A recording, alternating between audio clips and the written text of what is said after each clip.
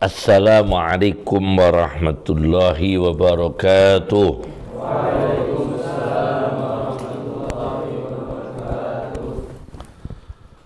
Bismillahirrahmanirrahim. Hamdan lillah, salatan wa salaman ala sayyidina Muhammad ibn Abdillah, Rasulillah, wa ala man sahibah wa tabi'a hudah, amma ba'd.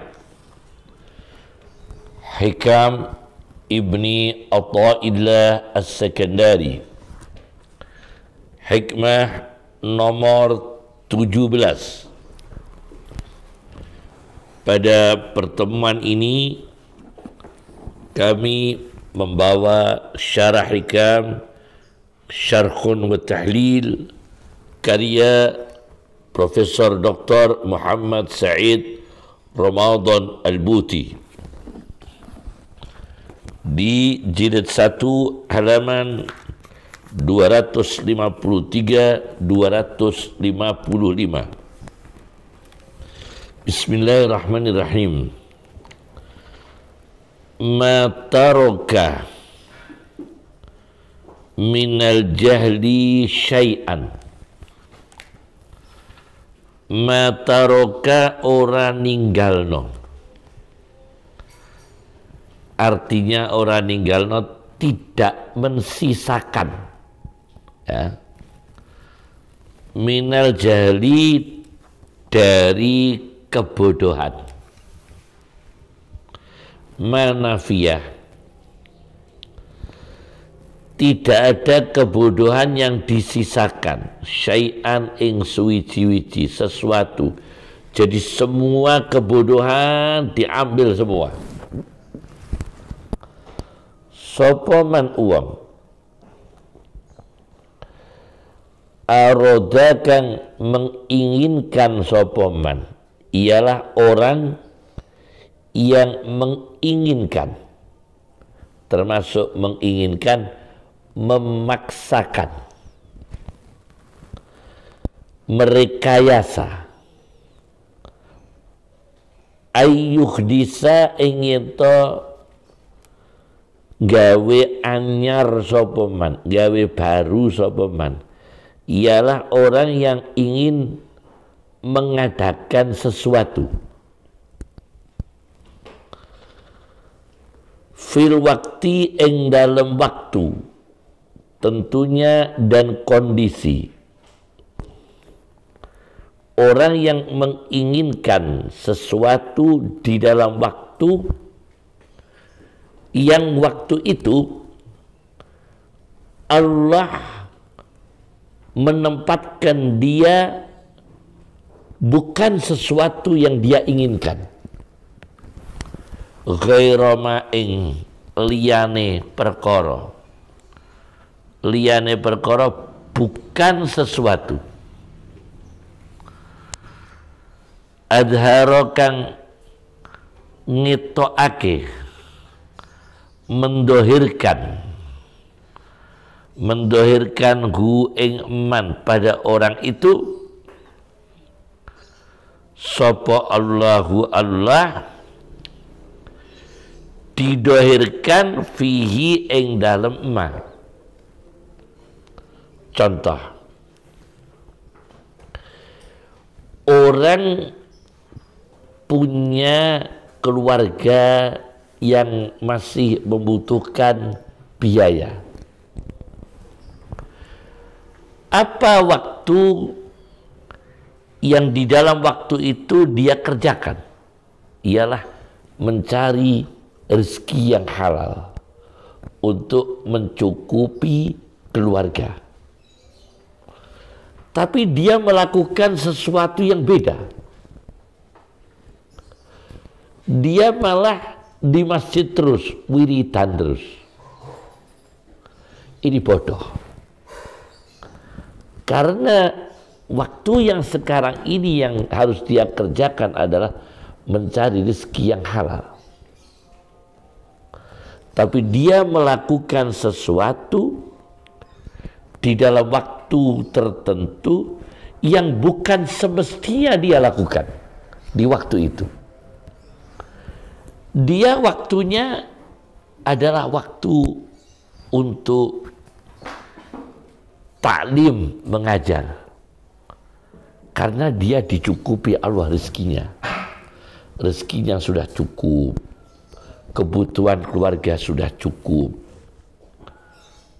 Kemudian kewajibannya dia sebagai mudarris, pengajar, sebagai kiai, sebagai ustadz, dia mengajar taklim, dia menyampaikan pelajaran, tadris.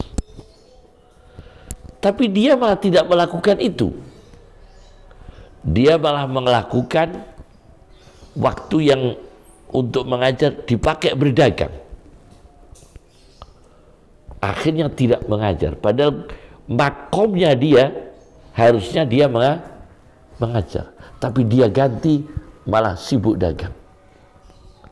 Yang mestinya dia sibuk berjualan karena keluarganya banyak, anaknya kecil-kecil banyak, butuh nafkah, malah dia sibukkan wiridan di masjid. Terbalik itu. Ini orang yang tidak menyisakan kebodohan. Semua kebodohan diambil semua. Kata Ibnu Athaillah As-Sakandari. Kemudian Muhammad Said Ramadan Al-Buti memberikan contoh di dalam kitabnya ini. Di halaman 255, contoh.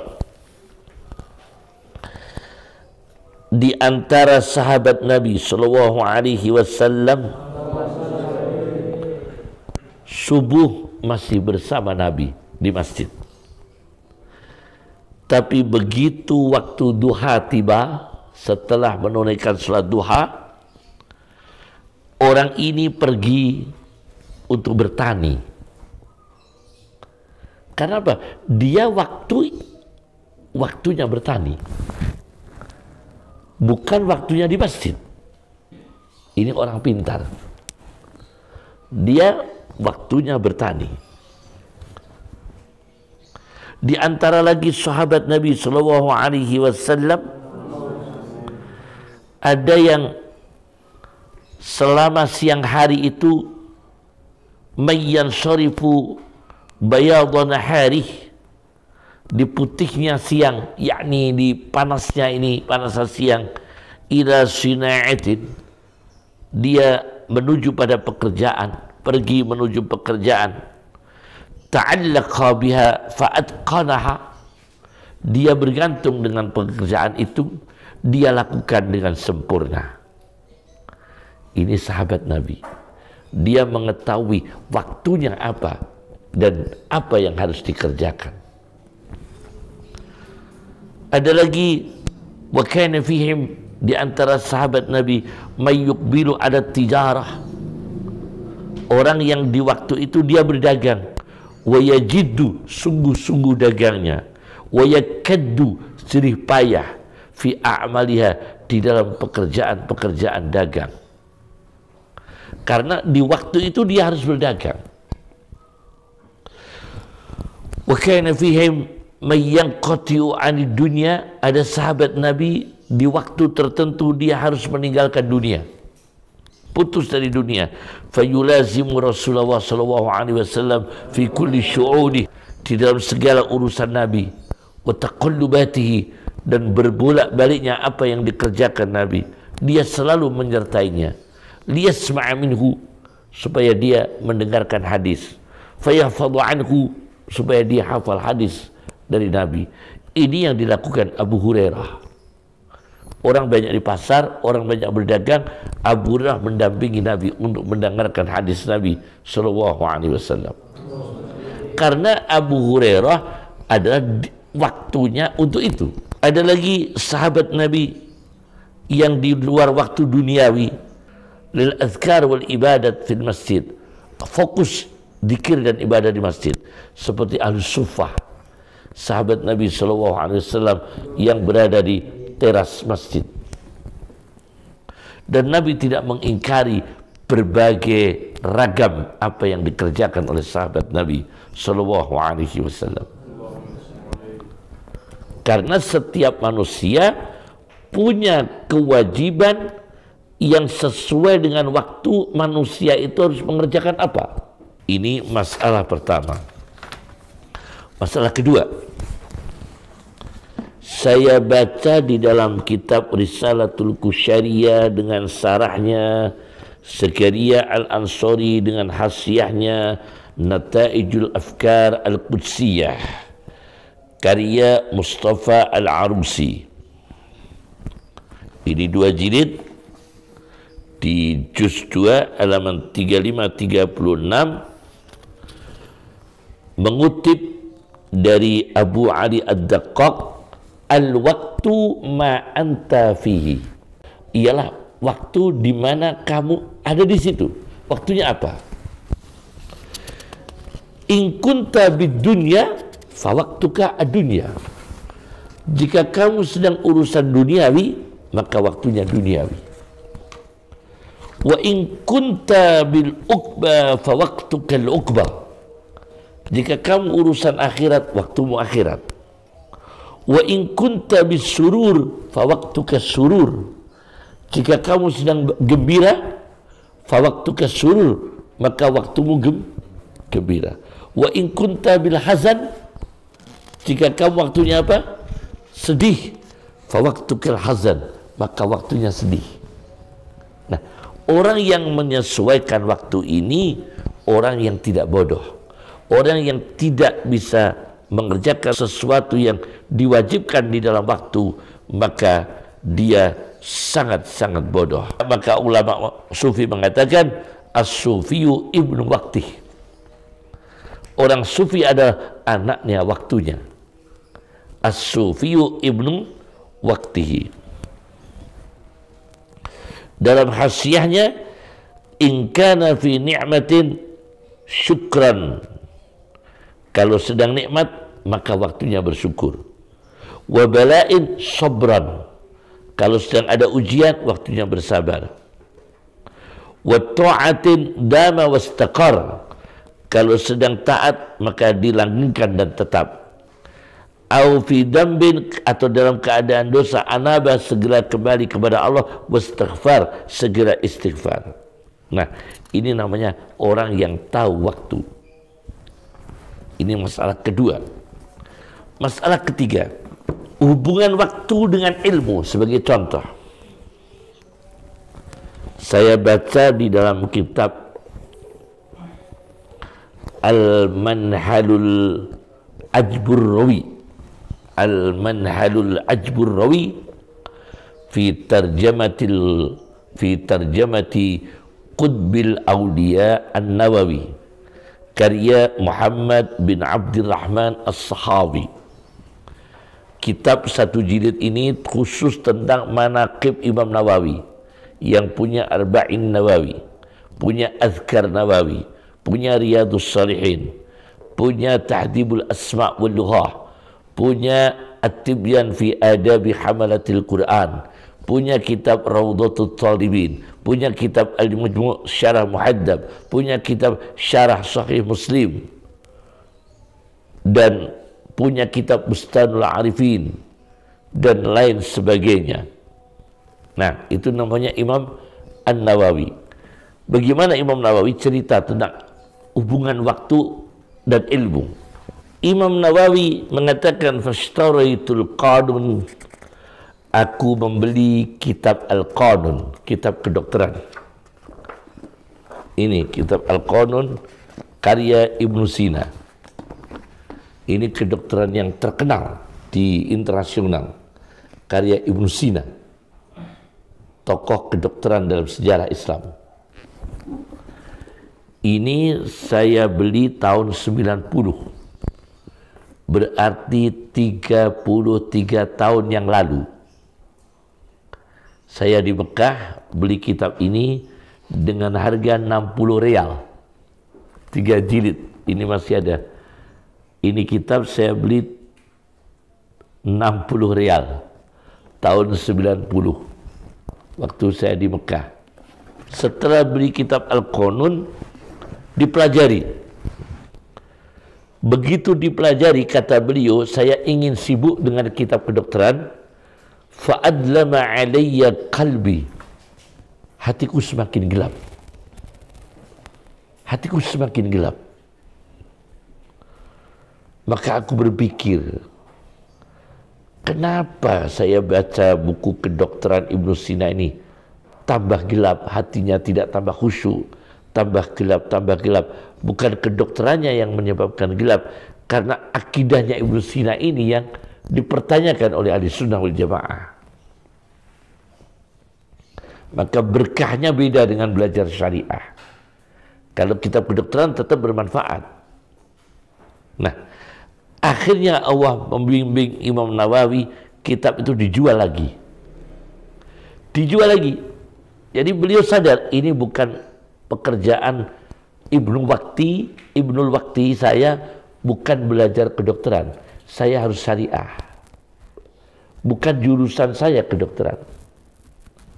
Maka oleh Nawawi dijual kitab kedokteran itu. Wa akhrajtu fabi'tu fil hal al-kitab al-madkur. Maka seketika aku jual kitab Al-Qanun fi Tib, kedokteran Ibnu Sina. Wa akhrajtu min baiti kullama yata'allaqu bi'ilmi tib. Dan aku keluarkan semua buku-buku kedokteran dari rumah saya. Fastanara qalbi, maka bercahaya hatiku. Kenapa buku kedokterannya Ibnu Sina membawa kegelapan pada As-Sihah Nawawi? Karena wa'adda tabib yatasallamu ma yubna alaih minal ilmi tabi'i. Karena dokter itu, dokter dalam ilmu kedokteran Ibnu Sina itu masih terpengaruh oleh ilmu tabi'i, ilmu yang mensandarkan sesuatu dengan hukum alam, tidak mengkaitkan dengan kudrah dan takdir Allah, tapi hanya dihubungkan dengan hukum alam, alamiah istilahnya alamiah, tidak dikaitkan dengan ini takdir Allah. Nah, karena itu ini menjadi rancu dengan akidah. Maka An-Nawawi meninggalkan Al-Qanun fi Tib Ibnu Sina, berganti studi syariah, yaitu fikih dan ilmu-ilmu syariah yang lain. Jadi dia sadar kalau Ibnu Waqtihi bukan belajar kedokteran, tapi belajar syariah. Akan tetapi bukan berarti ilmu kedokteran tidak penting, karena Imam Syafi'i diceritakan sedih kalau orang Islam tidak ada yang jadi dokter. Beliau mengatakan, Imam Syafi'i, duyya'u sulusal ilmi. Umat Islam nanti mensia-siakan sepertiga ilmu. Wa wakiluhu, dan sepertiga ilmu itu kedokteran diserahkan ilal Yahudi wan Nasara. Nanti yang jadi dokter cuma Yahudi dan Nasrani. Orang Muslim nggak ada yang jadi dokter nanti. Nah, berarti ada ilmu kedokteran yang memang kebutuhan untuk menjaga kebutuhan hajat manusia, mengobati manusia. Nah, ini namanya Ibnu Waqti. Masalah yang keempat, jangan tergesa-gesa sebelum waktunya. Dalam pelajaran hikam itu juga bisa kita hubungkan dengan kaidah fikih, man istajala syai'an qabla awani uqiba bi khirmani. Barang siapa yang tergesa-gesa sesuatu sebelum waktunya, maka dia dihukum tidak mendapatkan sesuatu itu yang dia tergesa-gesa untuk meraihnya. Ini kaidah dibahas oleh Jalaluddin Asyuti di dalam kitab Al-Asbah wa Nadhair. Al-Asbah wa Nadhair. Di dalam kaidah ini beliau Jalaluddin Asyuti memberikan contoh furuknya, cabang masalahnya. Di antaranya idza dubikhal khimar liyukhadha jilduh lam yajuz, yaitu ada keledai disembelih belum mati sudah diambil tulangnya, itu tidak boleh, haram. Ada sapi disembelih belum mati, sudah disembelih secara agama syariah, belum mati sudah dikuliti. Sudah dikuliti, diambil kulitnya, haram karena belum mati. Karena dia terburu-buru supaya segera untuk bisa mengkuliti kulitnya sapi itu. Dia terburu-buru bisa mengkuliti lulang kambing tadi, lulang sapi tadi, padahal belum mati. Ini namanya sebelum waktunya, tidak boleh. Idza dubikhal khimar liyukhadha jilduh lam yajuz. Kemudian yang populer, khirmanul qatil al-irsa. Anak belum waktunya mendapatkan warisan dari orang tua, dia terburu-buru mendapatkan warisan. Orang tuanya masih hidup, belum mati, maka dia bunuh orang tuanya. Dia bunuh ayahnya. Supaya apa? Supaya segera dapat warisan. Nah, ini sebelum waktunya namanya. Justru dia gagal, tidak boleh diberi warisan. Karena telah membunuh orang tuanya. Dan ini ingin warisan sebelum waktunya. Man istajala syai'an qabla awani uqiba bi khirmani. Ini kaidahnya yang sangat populer. Kemudian saya baca lagi, meskipun kaidah ini secara furu' banyak bertentangan furu'-furu'nya, tapi ada penyempurnaan kaidah fikih itu oleh Alamuddin Al-Bulqini. Jangan Ilmuddin ya, Alamuddin Al-Bulqini. Beliau mengatakan, man istajala syai'an qabla awani wa lam takunil maslahatu fi subutih uqiba bi khirmani. Man istajala syai'an qabla awani. Barang siapa yang tergesa-gesa sesuatu sebelum waktunya dan tidak ada masalah dalam sesuatu itu, tidak ada faedah dalam sesuatu itu, tidak ada kegunaan dalam sesuatu itu, tapi dia tergesa-gesa untuk mendapatkan sesuatu itu, uqiba bi khirmani, maka dia dihukum gagal dari sesuatu itu. Ini masalah keempat. Nah, sebagai penutup, saya berikan contoh orang yang memilih Ibnu Waqti dalam soal ilmu. Saya baca sebuah kitab baru. Ini kitab namanya Min Ahlakil Ulama. Satu jilid tebal, Min Ahlakil Ulama, karya Muhammad Sulaiman bin Ibrahim An-Narah An-Nuri, wafat 1355 Hijriah. Jadi kitab baru ini. Di dalam kitab tersebut di halaman 131 menceritakan Majduddin Abu Sa'adat Ibnul Asir, seorang ulama besar. Dia punya jabatan-jabatan tinggi di pemerintahan. Suatu ketika dia sakit yang kemudian dengan sakitnya itu tangannya tidak bisa aktif dengan sempurna, kakinya tidak bisa aktif dengan sempurna, tangannya tidak bisa bergerak dengan sempurna, kakinya juga demikian. Maka dia berada di rumah, tidak aktif di luar. Maka para pejabat tinggi pemerintah mengirim dokter untuk mengobati Syekh Ibnul Asir supaya segera sembuh karena dia pejabat tinggi negara. Maka didatangkanlah dokter, dan dokter ini mengobati. Alhamdulillah pengobatannya itu dijalani dengan baik. Setelah mendekati sembuh, maka dokter itu dikasih emas oleh beliau. Wa asyrafa ala sihah, mendekati sembuh, dafa'a lit-tabib syai'an minad dhahab. Maka Syekh Ibnul Asir itu memberi emas kepada dokter tersebut, dan beliau mengatakan, sudah Pak Dokter pergi ya, jangan kembali lagi ke sini. Padahal belum sembuh, hampir sembuh.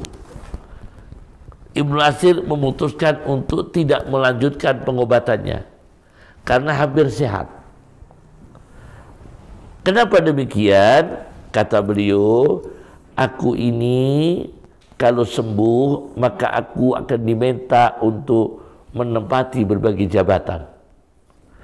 Innani mata ufitu tulibtu lil manasib. Apabila aku sehat, diberi kesembuhan, maka aku akan dicari, diminta untuk berbagi jabatan. Tapi kalau aku keadaan ini seperti ini, tidak sembuh total, masih ada sakitnya sedikit-sedikit, maka aku tidak layak menjadi pejabat. Fa'asrifu awqati, nah ini fa'asrifu awqati, maka aku bisa menyalurkan waktuku fi takmili nafsi, untuk menyempurnakan diriku, wa mutala'ati kutubil ilmi, dan untuk mentelaah kitab-kitab ilmu. Dan aku tidak masuk bersama mereka para pejabat di dalam perkara yang dimarahi oleh Allah, kadang di dalam perkara yang kadang membuat Allah marah dan kadang membuat Allah ridha. Perkara rezeki, warizqu la budda minhu, insyaallah aku dapat rezeki. Akhirnya dia memilih, fisiknya tidak sembuh dengan sempurna, akhirnya tidak punya jabatan, memilih waktunya untuk ilmu. Di dalam waktu inilah beliau mengarang karya-karya besar, Jami'ul Usul, sebuah kitab hadis besar, kemudian kitab Qamus Hadis An-Nihayah fi Gharibil Hadis 5 jilid, An-Nihayah fi Gharibil Hadis, sebuah kitab kamus hadis yang dipakai ulama ahli hadis seluruh dunia. An-Nihayah fi Gharibil Hadis itu dikarang oleh beliau ketika beliau ini keadaan sakit, dengan sengaja beliau tidak memilih sembuh sempurna supaya tidak dapat jabatan. Nah, ini beliau kan memilih waktu apa yang harus dilakukan di dalam waktu. Maka beliau memilih untuk ilmu daripada jabatan. Assalamualaikum warahmatullahi wabarakatuh.